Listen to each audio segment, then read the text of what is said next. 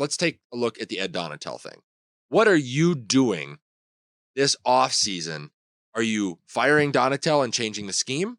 Are we firing Donatel and keeping the scheme and bringing in Raheem Morris from LA, who Kevin O'Connell has coached with, who runs a successful 3-4 defense out there? Like, that's the first place you got to start, because to have, and Kwesi, he wasn't going to condemn one of his guys in that press conference that they had yesterday. And neither was KOC. And neither was KOC, but neither one of them backed him coming back next year with any confidence.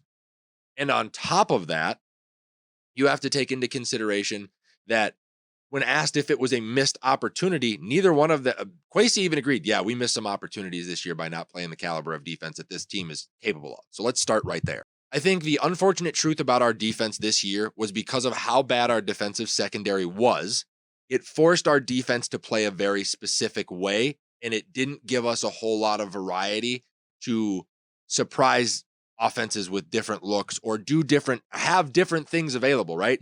You couldn't do what you typically did before, which was where the chess game with Hitman Harry.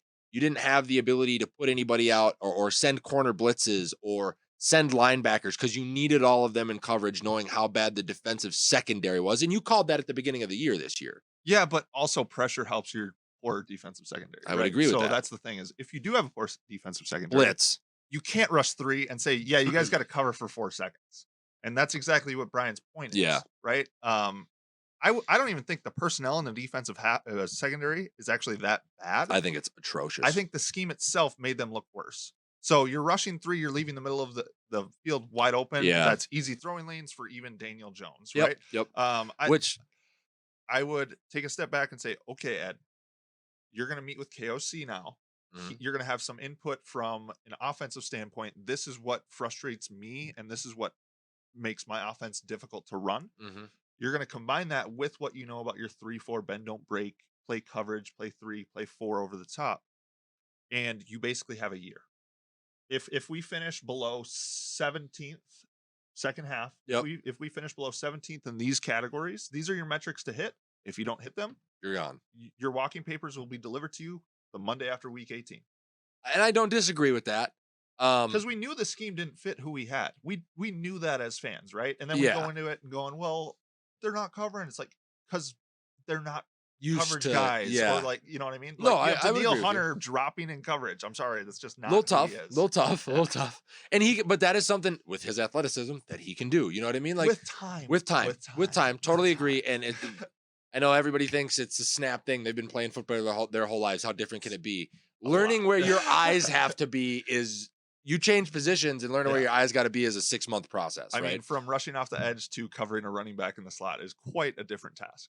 I would agree with you there. I would be okay if they would have fired him. I would be okay with it as well, but I don't. Why would you switch your scheme? You came into this whole thing saying we want to run this 3-4.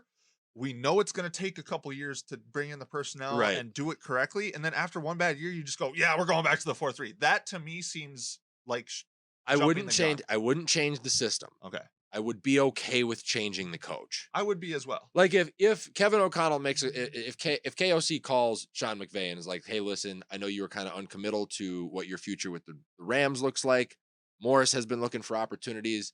Sean will say no because now he's back. Right. But I'm just saying, like, but it'd be cool. An opportunity like that where there's a coach out there that has had success recently with a talented 3-4 defense, sure, go find me that guy and replace him with Ed Donatel, and then we can have a different conversation.